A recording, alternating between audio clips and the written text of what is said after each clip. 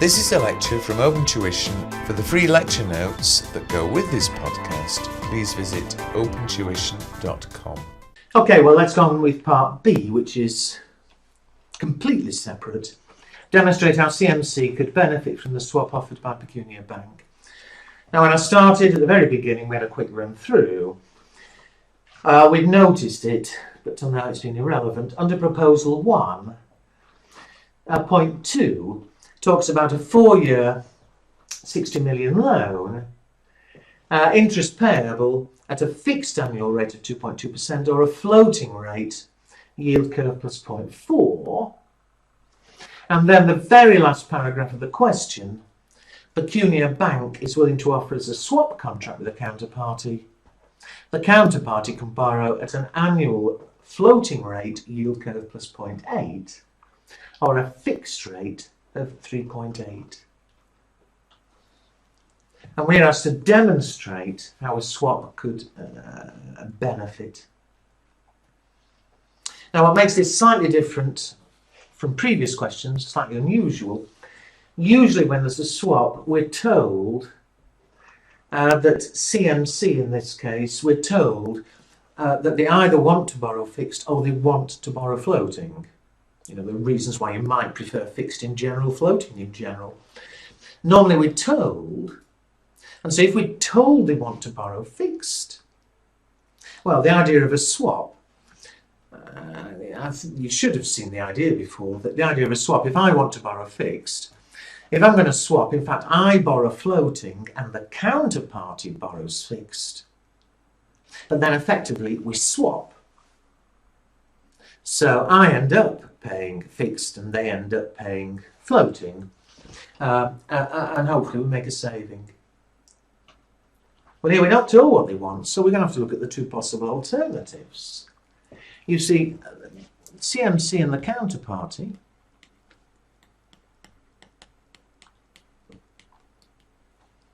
forgetting the actual swap arrangement for the moment, I'll come to that later, but we could have CMC borrowing floating, and if they borrowed floating, they'd be paying yield plus 0.4%, in which case we get the counterparty to borrow the opposite, and if they borrowed fixed, they'd be paying 3.8%. And so between them, in total, we'd be paying yield plus 4.2%. Alternatively, we could have CMC borrowing fixed, in which case they'd pay 2.2%. And if we're doing that, we'd have the counterparty borrow the other way around, borrow floating, in which case yield plus 0.8. And, you know, we swap each other's effectively, I'll show you how it works after, but whichever we borrow, we then effectively, in a sense, pay each other's interest. However, if we went for the second option, the total between us would be yield plus 3%. Well, in total, immediately there is a saving to be made. There's a saving overall could be made of 1.2%. The question tells us any saving would they benefit equally, so to be 0.6% each. It also says the bank will charge a fee of 20 points, 0.2%, to each party, and so the bank's fee of 0.2 means they could both make a net saving of 0.4%.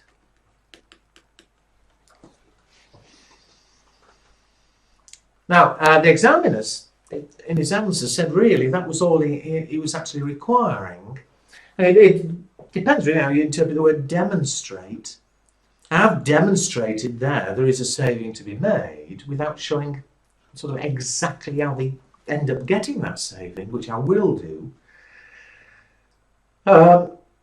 I'd say it depends how you interpret it. To be honest, in an exam, I'd have done what I've done there, but I would have carried on as I'm about to, even though it turns out the examiner wasn't demanding it. But let's see now how we can make that saving, how it would actually work. We decided that's the better option overall between the paying less interest and the making a saving. And swapping, remember, I'll go through precisely how it works, but effectively CMC borrows here on that option to borrow fixed, counterparty floating, but effectively they pay each other's interest. So the end result will be that CMC, although they're going to borrow fixed, because of this swapping, CMC will end up paying floating, and the counterparty will end up paying fixed. It's the only way we can make this saving. Now, to show how it works, if we weren't doing the swap, if they were doing their own borrowing,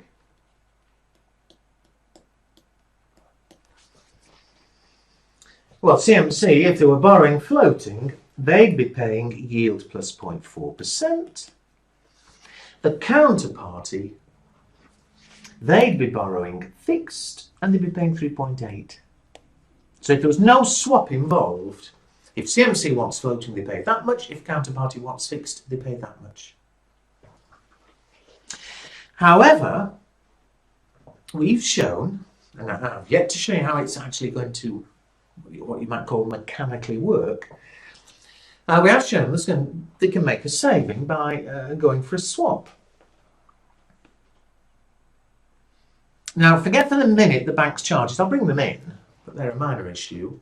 Forgetting the bank for the minute, we've said they can both make a saving of 0.6%. And so, having a swap arrangement, they should end up being able to pay 0.6% less than they would without a swap arrangement. And so the net result is going to be that CMC is going to borrow floating. We don't know why, except that's the only way this saving can be achieved. They are going to borrow floating, but instead of paying yield plus 0.4, they're going to end up paying yield minus 4 minus 6, minus 0.2%. End result. And so the counterparty is going to borrow fixed, but instead of paying 3.8 if there were no swapping involved, they're going to end up paying a net 3.2. Well, how mechanically is that going to be achieved? That's what the end result must be. And let me show you. Now, I can't go through an entire swaps lecture. I mean, I've recorded a lecture on swaps and I've shown you two ways, showing how it could work. But let me show you how, just one of the ways, how it would actually work in practice. With swap borrowing, what happens is that, first of all, both parties borrow the opposite of what they want. So although CMC, we've decided to make it work, will want to end up paying floating, they will initially borrow fixed and pay 2.2%. The counterparty, they'll arrange a loan at floating and they'll pay yield plus 0.8. Remember, these are payments. So that's the borrowing they'll arrange. But of course, CMC, I've said enough times, wants to end up paying floating. And so to turn it into floating, CMC will pay the counterparty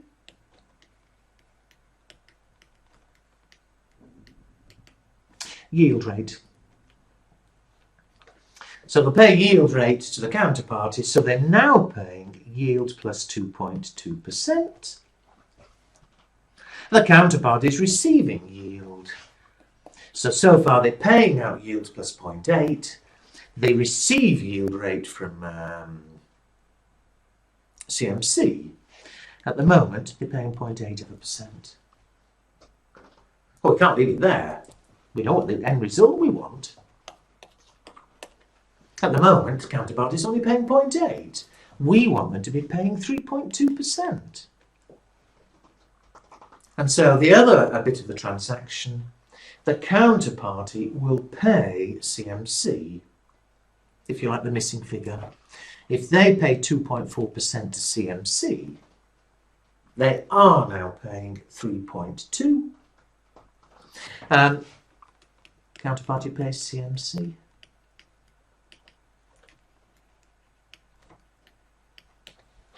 And of course, if the CMC is receiving 2.4, so far they're paying yield plus 2.2. They're now receiving 2.4. And therefore, they end up paying yield minus 0.2%, which is what we wanted to achieve. So I say it is an unusual one because the question didn't tell us they wanted to borrow floating, and they obviously have ended up paying floating rate. The question hadn't told us that. It was left up to us to decide what would they have to be doing in order to make the saving. And well, I'm not going to go all the way back. I've explained it. Finally, though, of course, there is the bank's fee. So in addition, they'll both have to pay the bank 0.2%. Was it 0.2? Yeah. And so, in fact, CMC will end up paying yield minus 0.2 plus 0.2 to the bank. They'll end up paying yield. The counterparty will end up paying 3.4. And what savings have they made? Had CMC done its own floating, it would have been yield plus 0.4. They end up paying just yield. They've saved 0.4%. Counterparty, if there'd been no swap, they'd have been paying 3.8. End result, they pay 3.4. They've saved 0.4% as well. Okay, let's do part C of the question, the last bit of the calculations, which, good or bad, is completely separate. It required to calculate the modified duration of the loan if it is repaid in equal amounts, and explain how duration can be used to measure the sensitivity of the loan to changes in interest rates. So two things, calculation and then an explanation. The loan, now what loan are they talking about? There's only been one loan mentioned, which is the one we were looking at a moment ago in part B, was it? Part B. So proposal 1, brackets 2, they're talking about a 4-year loan here of 60 million Swiss francs. Now, all right, there was this swap available, but that's not relevant here. The point is whether we paid fixed, whether we paid floating, whether we swapped. There was interest going to be payable each year, and it did say in proposal 1, part 2, last sentence, the loan's principal amount will be repayable in full at the end of the 4th year. So until we get to part C, it would appear you're going to be paying interest each year on the 60 million and then a repayment of 60 million at the end. However, here it says, part C, as an alternative to paying the principal as one lump sum at the end of the 4th year, we could pay it off in equal amounts over the 4 years, similar to an annuity. Now, we get what he means by that. In total, we've got to repay 60 million, obviously.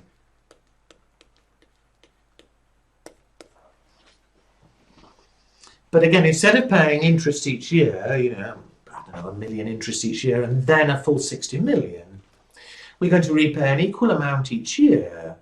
If there were no interest, then over 4 years, we'd simply repay 15 million a year. Obviously, there is interest, it says 2%. And so, I don't know, maybe we end up paying 16 million a year. But that's what we're trying to calculate. How much per year? Is it 16 million? Is it 17 million? That over 4 years would repay the principal of 60 plus the interest. Well, he said it's like an annuity. He didn't need to, but it means suppose we're paying X francs per annum for 4 years. Well, to repay 60, if the amount you borrowed 60, the present value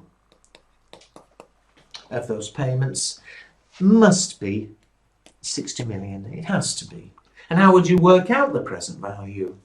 You'd multiply by the 4-year annuity factor. At whatever the interest rate is, he says it's 2%. And this little bit of it is really way back to F9, in fact even back to F2. That the present value of the repayments has to equal the amount that you're borrowing. Here 60 million. And so where are my annuity tables? The 4-year discount factor at 2%. The annuity is 3.808. And therefore, the yearly payment, X, working backwards, 60 million over 3.808. We'd be paying an annual amount of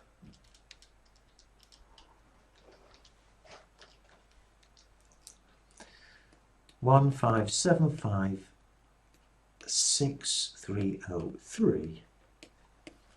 To be quite honest, in the middle of the exam I'd round it a bit rather than have all these figures, but still. But again, it's what I expected. With no interest, to repay 60 million would be 15 million a year. There is interest at 2%, so it will be a little bit more than 15 million a year. So that's that little bit sorted. It now requires the modified duration. Well, here it's very much learning the rules, but we need to calculate first of all the Macaulay duration.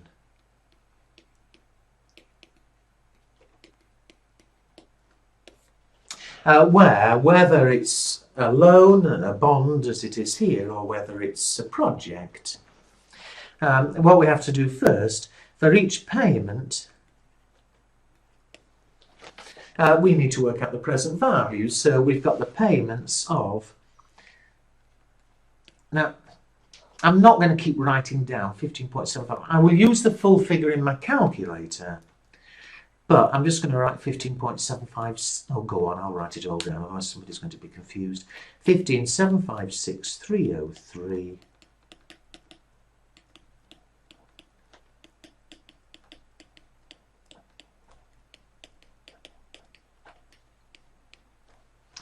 We'll discount at the rate of interest, the 2%. And so the discount factors 0.980. And the wrong tables, where's it gone? Here we are. 2%, 0.961, 942, 924. So the present values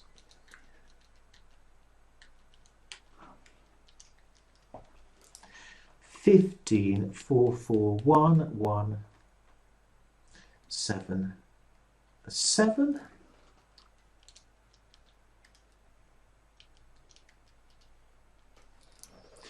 £15,141,807.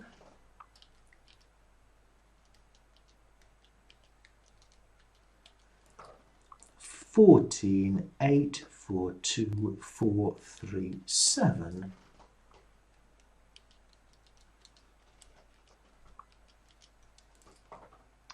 £14,558,824. So there's the present value of each payment.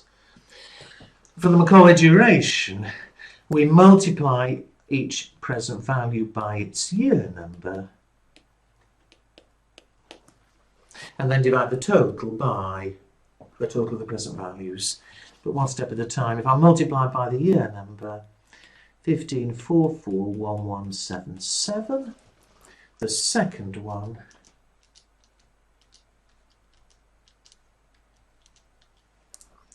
£302,836,104. The third one,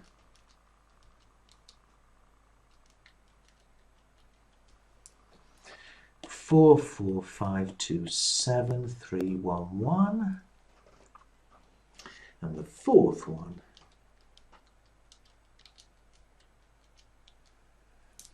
58235,296. So there's multiplied by the year number. We then add them together.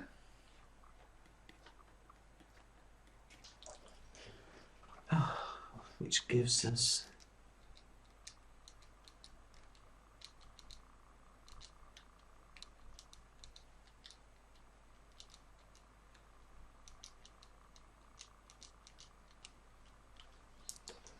148487398, and we divide by the total of the present values. And of course, from what we did earlier, not much need to add them up. If you want, check, add them up and check. But it does come to the amount borrowed, effectively the value of the loan, which was 60 million.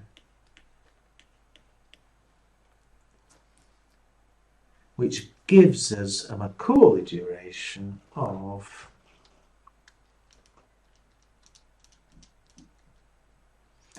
2.47 years.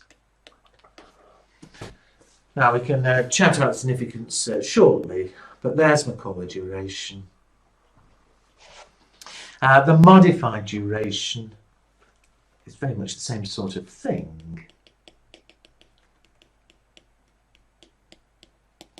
But we take the Macaulay duration of 2.47 and we divide by 1 plus the yield rate, whatever it was. What was it? 2%.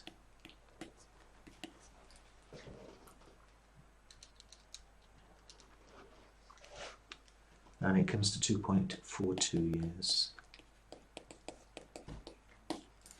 And so as far as the calculation is concerned, that's that. I don't think that's too bad.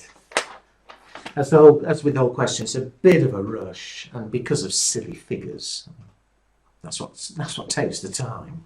Multiplying 14 million by 3. I've just seen how the time's going, but if I was being pushed for time because of the earlier bit, I would have rounded a bit and, all right, maybe I lost half a mark. But I'm sorry, I'm not too worried about half a mark. As far as the relevance of it, read what the examiner's written, and I mean, read what's in our notes. But it's this idea that, you see, if you've got a bond, the market value is determined by the investors. It's determined by the future interest discounted at the interest rate. Here, at 2%, this bond has a value of 60 million. But if interest rates were to change, if interest rates go up, the present value goes down, the bond goes down in value. If interest rates go down, the bond goes up in value.